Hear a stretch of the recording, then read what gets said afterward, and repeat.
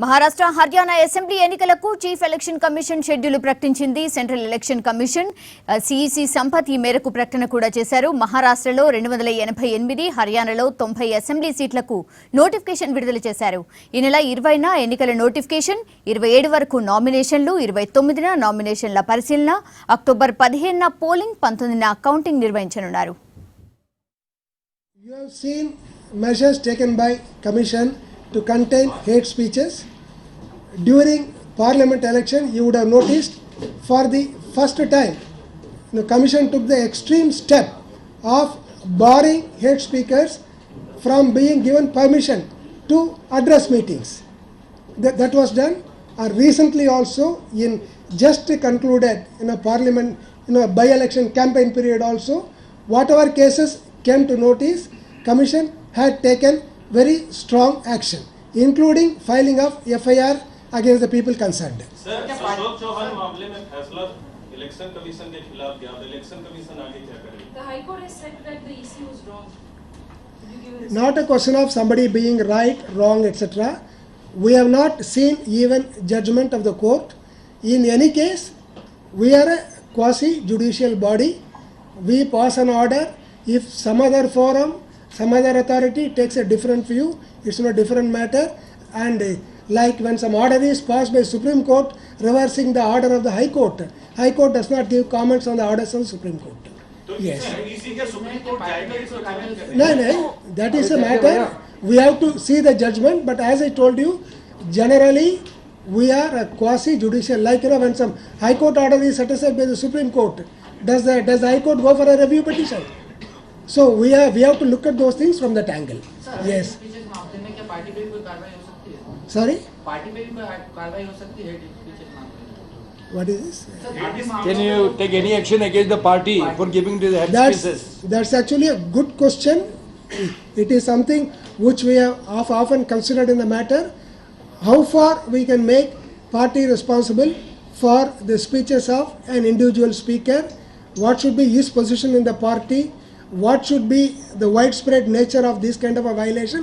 All this will have to be looked at before we take a view on that. I would say that's a very good input that you are giving. Okay. Yes.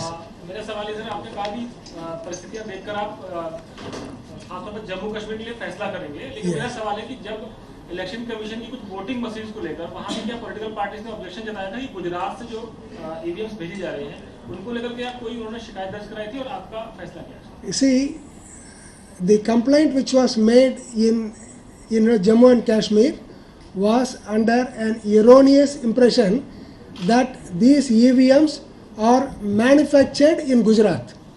So all of you in this hall know EVMs are not manufactured in any state like Gujarat or Uttar Pradesh or Madhya Pradesh. All EVMs in the country are manufactured by central public undertakings, ECIL and BEL, in Hyderabad and in Bangalore.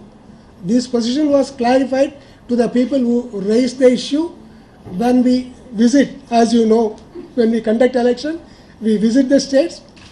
When we go to J&K, I am sure those political parties which have some misgivings about these things, they will also raise it before us and we will clarify the position.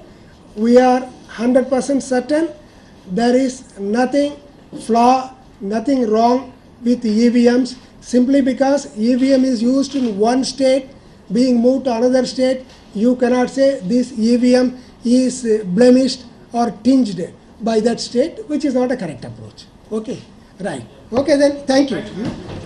Thank you.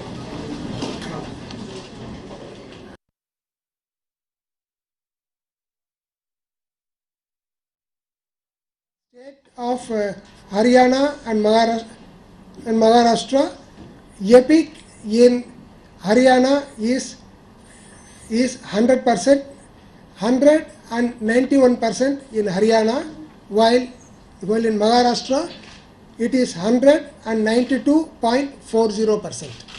There is some slight shortfall. Those who don't have EPIC also, they will be in a position to vote by production of alternate documents. As per the orders of Honorable Supreme Court, Commission has made provision for nota in EVMs. So none of the above option, that will be made available in all the electronic voting machines in this election also.